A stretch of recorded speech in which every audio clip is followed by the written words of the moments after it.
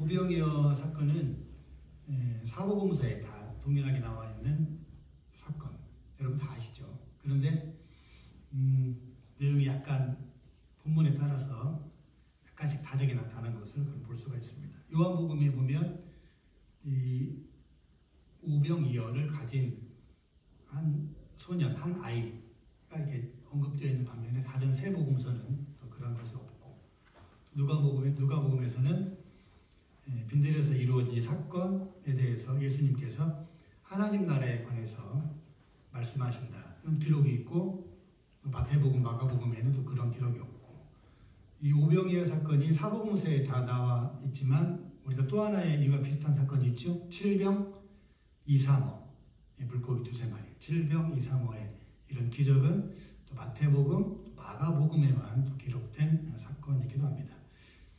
여러분, 오병이어는 물고기 2마리와 보리떡 5개죠. 이 정도는 한 끼 식사도 안 되죠, 솔직히. 그렇죠. 우리 책임자매한테는 한 끼 식사는 되겠구나, 책임자매는. 그렇죠. 저한테는 이 물고기 2마리, 뭐 엄청나게 큰 뭐 참치와 같은 그런 건 아닐 것 같아요. 조그마한 물고기 2마리와 보리떡 5개니까 우리로 말하면 한 인절미 5조각 정도?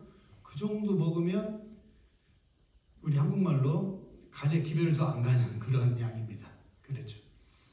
이 정말로 간식도 안 되는, 한 끼 식사는 물론이거니와 간식도 안 되는, 또 좀 더 정확히 표현하면 간에 기별도 안 가는 그런 양입니다. 우리 예배 후에 또 친교할 텐데 동그란 접시에다가 친교 음식을 나누어서 먹는데, 여러분 거기에 떡 5개, 물고기 2마리 줬다고 생각해 보세요. 그 다음 주 교회 안 나올 사람이 있을 겁니다, 분명히. 그 정도로 적은 양인데 이 양을 가지고 예수님께서 뭐 이런 놀라운 일을 행하셨죠. 그래서 오늘 본문의 스케치를 우리가 다 알고 있는 내용이지만 본문의 내용을 설교자의 입장에서 제가 다시 약간 좀 각색을 해서, 그것도 제자들의 입장에서 예수님을 디스하면서 예수님의 반대편에 서서 다시 한번 유추하면서 생각을 해보았습니다. 잠깐 본문의 내용을 새롭게 다시 각색을 하면, 우리가 읽은 말씀은 37절부터인데 그 전 30절부터 36절까지 내용 보면 뭐 굳이 성경 안 찾으셔도 여러분 다 아는 내용이니까, 이 사건이 일어나기 전에 있었던 일은 세례 요한의 죽음과 함께 예수님께서 제자들에게 이제 전도 사역을 보낸 일이 있었습니다. 짝을 지어서 여러 마을과 고을로 다니면서 가서 전도를 해라. 그러고 나서 제자들이 예수께 다시 오면서 이제 이런 사건이 이루어진 것이죠. 그래서 30절에 보면 사도들이 예수께 모여 자기들이 행한 것과 가르친 것을 낱낱이 고하니, 31절에 이르시되 너희는 따로 한적한 곳에 가서 잠깐 쉬어라 하시니, 제자들은 좀 고생을 한 것 같아요.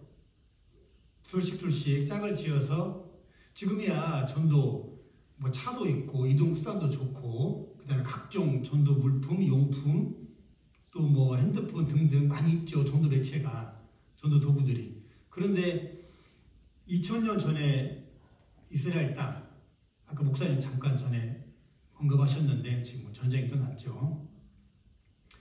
그런 척박한 땅, 전도 도구, 또 이동수단도 또 그렇게 원활하지 않았던 이때 제자들은 정말로 땀을 뻘뻘 흘리면서 전도를 하고 왔을 것입니다. 그런데 예수께서는 31절에 너희는 따로 한적한 곳에 가서 좀 넉넉하니 푹 쉬어라도 아니고 잠깐 쉬어라. 예수님 조금 성격이 약간 좀 그런 것 같아요. 본인은 이렇게 전도 여행도 다니지도 않고 오랫동안 쉬었는데 제자들을 향해서는 너희는 가서 잠깐 쉬어라. 근데 보니까 이는 오고 가는 사람이 많아 음식 먹을 겨를도 없다 그래요. 정말 분주했던 그런 상황이었는데 제자들에게 말하기를 너희는 가서 잠깐 쉬어라. 이렇게 말씀하시는 예수님. 약간 좀 너무나 이기적인 그런 예수님이 아닌가. 이렇게 하나님 말씀 전하는 설교자가 예수님을 대적하면서 예수님과 반대편에 서서 설교하는 것 참 쉽지가 않은데, 오늘은 나중에 예수님한테 매맞을 각오를 하고 예수님의 반대 입장에 서서 말씀을 나눠보도록 하겠습니다. 이에 배를 타고 딸 한적한 곳으로 건너갑니다. 이곳은 어디냐면 갈릴리 북쪽에 있는 베세다란 인근 지역입니다. 33절에 보니까 그들이 가는 것을 보고 많은 사람이 그들인 줄 안지라 모든 고을로부터 도보로 그곳 달려와 그들보다 먼저 갔더니 예수님과 제자들보다 많은 사람들이 예수를 추월했다는 거죠. 왜 그러냐면 이때 당시 예수의 인기는 엄청났습니다. 예수님 가는 곳마다 병자와 또 치유와 또 기적과 이런 놀라운 일들을 많이 행했던 그런 일들이 막 시작되고 있는 그런 시점이었기 때문에 많은 사람들이 깜짝 놀랐죠. 무슨 일이야? 평상시 한 번도 경험해보지 못했던 그런 일들을 바라보니까 또 그런 메시지를 들으니까 예수께서는 회개하라. 천국이 가까이 왔다. 예수께서 이때 증거했던 내용들은 거의 반사회적인, 그렇죠. 당시 이스라엘을 지배하고 있던 로마의 그런 권력, 또 이 세상에는 소망을 두지 말고 앞으로 장차올 하나님 나라의 소망을 두어라. 이런 정말로 과격한 그런 메시지를 증거했던 청년 예수, 40대 초반에 굉장히 신선했죠. 또 신선한 일들, 또 놀라운 일들을 많이 했던 그런 청년 예수의 모습이었기 때문에 많은 사람들이 따라갔습니다. 그러자 35절에 때가 저물어가매 제자들이 예수께 나와 여짜오되 이곳은 빈들이요 이제 날도 서서히 저물어갑니다 라고 보고를 합니다. 그러니까 오늘 말씀을 준비하면서 여러 가지 또 참고 서적을 보니까 한 오후 1시 넘어서 2시경 이렇게 모이기 시작해서 예수님으로부터 어떤 하나님 나라에 관한 이야기를 들었는데 이제 시간이 너무 많이 지나서 때가 저물어 갔다 그래요. 35절 보니까 그러니까 대략 한 5시, 6시 이제 저녁 먹을 때쯤 되는 시간. 그렇다면 예수님께서는 못해도 최소한 2시에 시작했다고 하면 한 6시 정도라고 생각하면 4시간 정도를 한 겁니다. 그럼 4시간 정도를 이런 마이크도 분명히 없었을 테고 그렇죠. 4시간 정도를 그 많은 사람들 앞에서 하나님 나라에 관해서 말을 한다는 것은 쉽지 않은 일이죠. 예수님은 체력이 굉장히 좋았던 것 같습니다. 그 다음에 육성도 굉장히 좋았던 것 같아요. 그렇죠. 뭐 여러분 다 알고 있지만 오병이의 기적을 통해서 남자만 5,000명이나 그래요. 그런데 남자만 맞습니까? 다른 복음서에서는 또 다르게 기록하고 있거든요. 성경 연구한 학자들, 신학자들이 하면 5,000명 곱하기 4, 보통 2만 명 정도라고 얘기를 합니다. 여러분 말이 2만 명이지 2만 명 앞에서 마이크도 없이 육성으로 무언가 메시지 스피치를 한다는 것은 그것도 30분, 1시간도 아니고 4시간 정도 이렇게 한다는 건 예수님의 체력도 정말 대단한 것 같아요. 예수님의 이런 표현 써서 좀 그렇지만 예수님의 깡다구 뭐 그런 것도 굉장히 대단한 것 같습니다. 그런데 제자들은 이제 걱정이 된 것 같아요.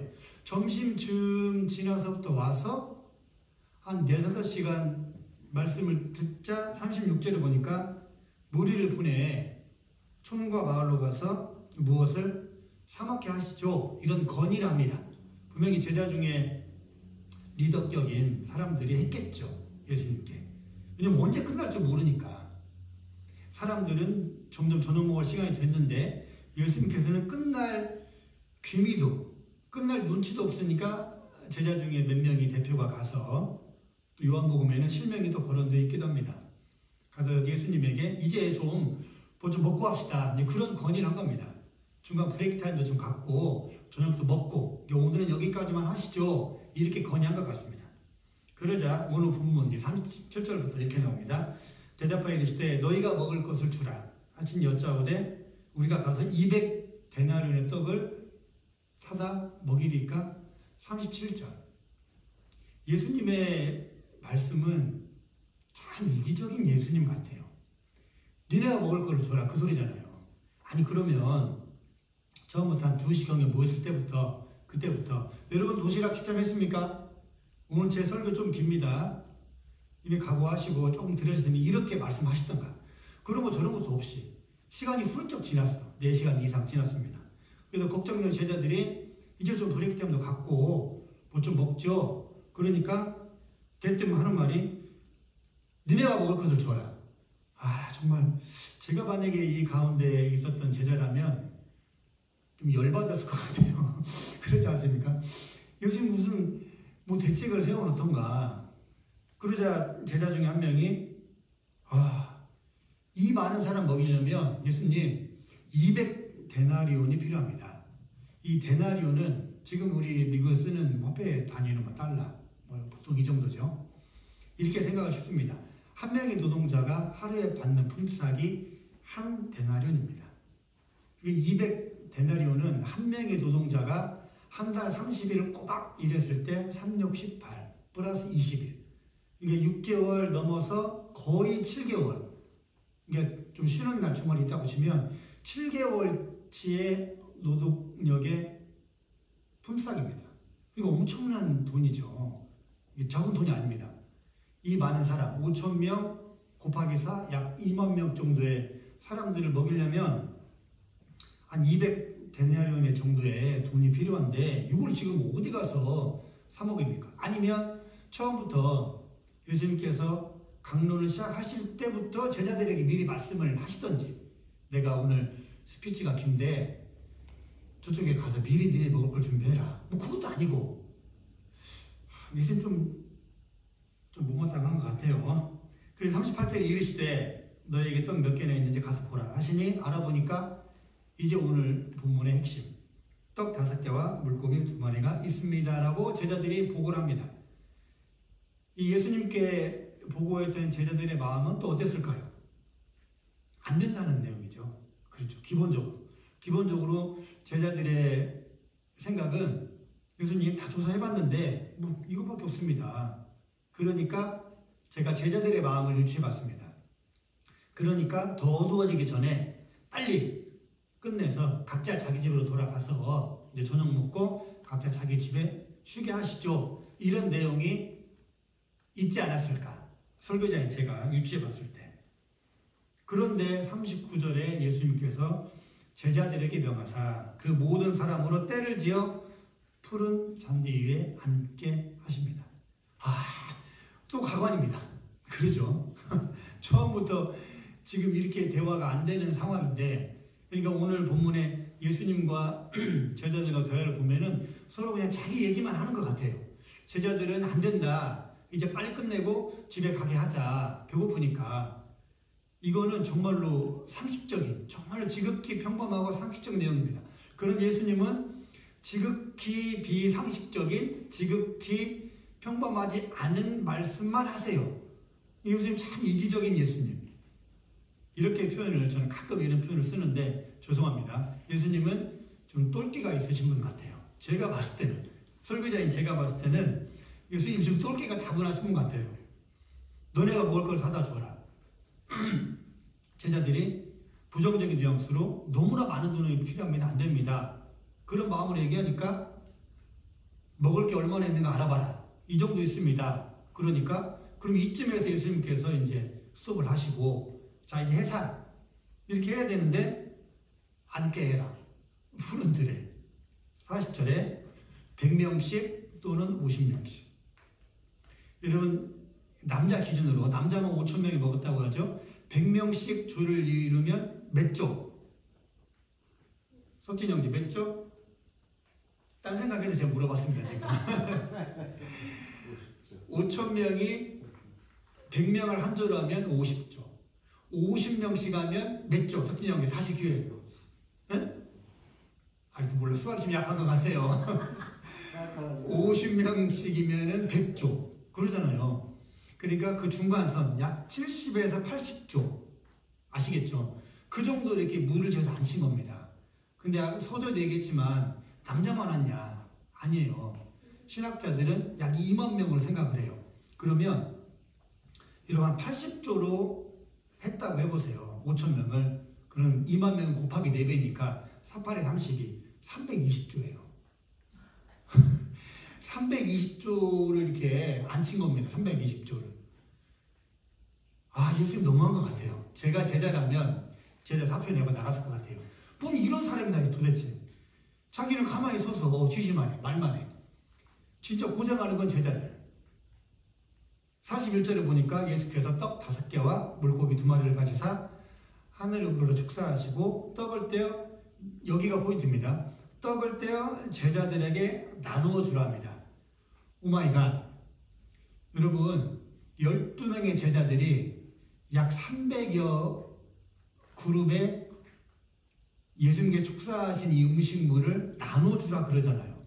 그러면 지금처럼 한 명씩 이렇게 와서 배식 이렇게 받아가라는 것도 아니고 12명의 제자들이 음식을 다 딜리버리 해야 돼요. 몇 조라고요? 300조. 그래서 300그룹 이상. 그러면 12명이 몇 번 왔다 갔다 해야 돼요. 책임자님. 300그룹이라고 해서 12명, 16, 그 정도. 더 되지. 20명은 200, 그렇죠. 제가 계산해 봤는데 대략 제자 한 명이 한 27번 왔다 갔다 해요. 27번에서 30조를 나눠 맡아야 됩니다. 여러분, 이런 노동을 하는데 예수님은 앉아서 진행만 하고 하늘로 축사하시고 이렇게 해서 엄청난 음식을 만들었어. 그거를 제자들에게, 자, 여러분들은 가만히 잔디에 동그랗게 원을 그려서 앉아만 있으세요. 나의 이 충성스러운 제자들이 딜리버리 할 겁니다. 여러분 생각해 보세요. 할 것 같아요. 제가 볼 때는 하다가 제자들이 배고파서 다 쓰러져 실려가지 않았을까.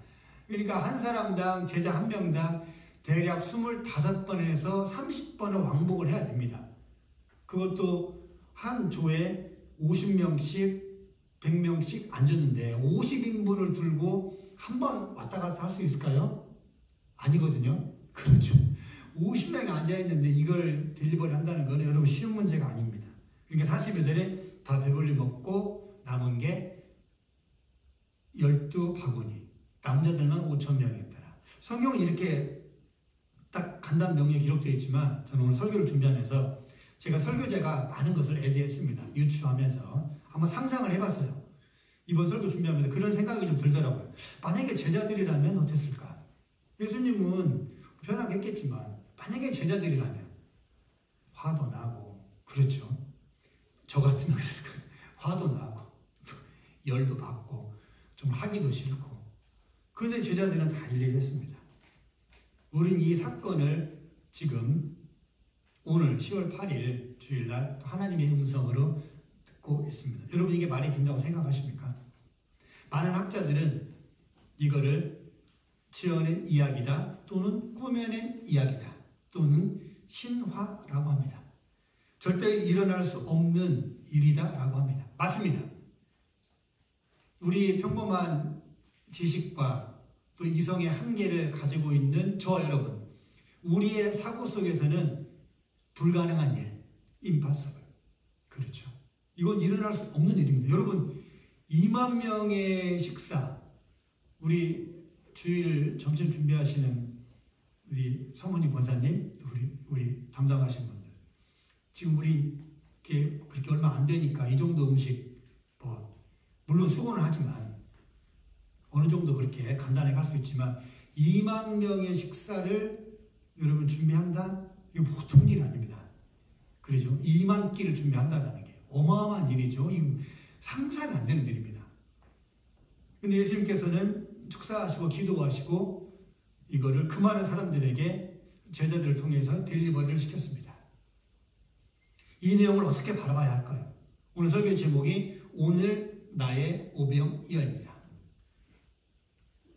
예수님의 능력을 믿지 않는 사람들, 또 성경이 일본 거짓이라고 주장하는 학자들, 또 우리가 믿는 하나님의 아들이신 독생하신 아들 예수는 역사적인 실존 인물이 아니라고 주장하는 사람들에게는 오늘 이 내용은 여러분 가짜입니다. 그러죠. 말도 안 되는 내용이죠.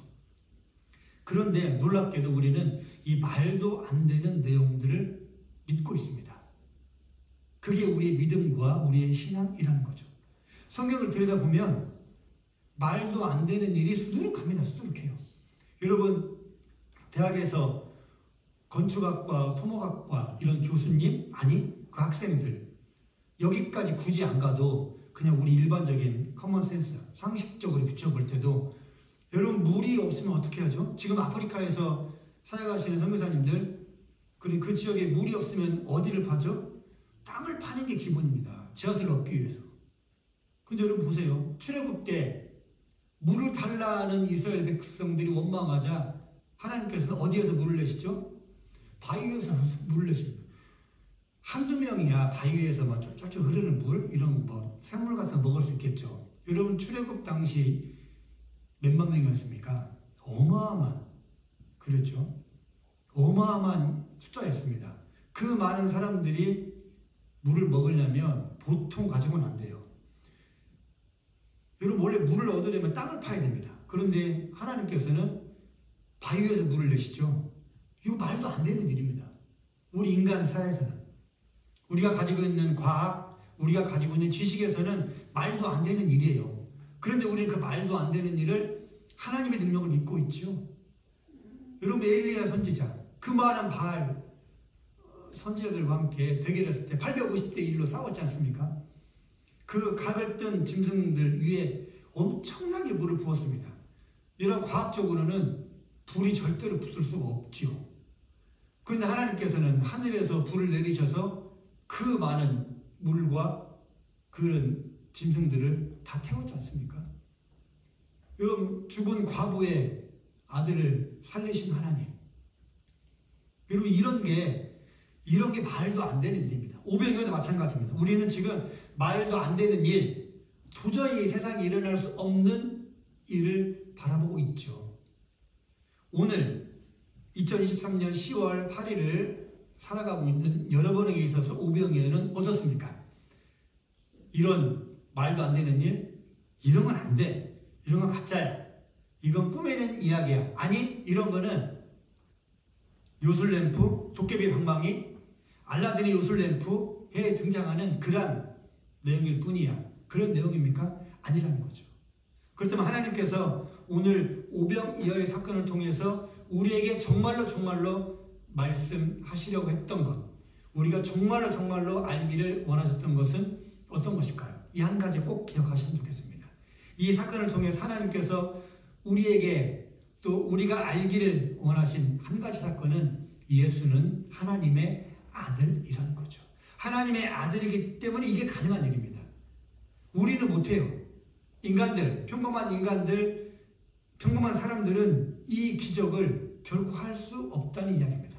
오병이의 사건은 물고기 2마리와 보리떡 5개, 이게 일어났다 아니다, 일어났다 아니다, 사실이다 사실이 아니다, 이게 핵심이 아니라 이 사건 속에 그 이면에 감추어진 예수는 하나님의 아들이라는 거죠. 하나님의 아들이기 때문에 이러한 기적과 놀라운 일을 만들어낼 수 있었던 것입니다.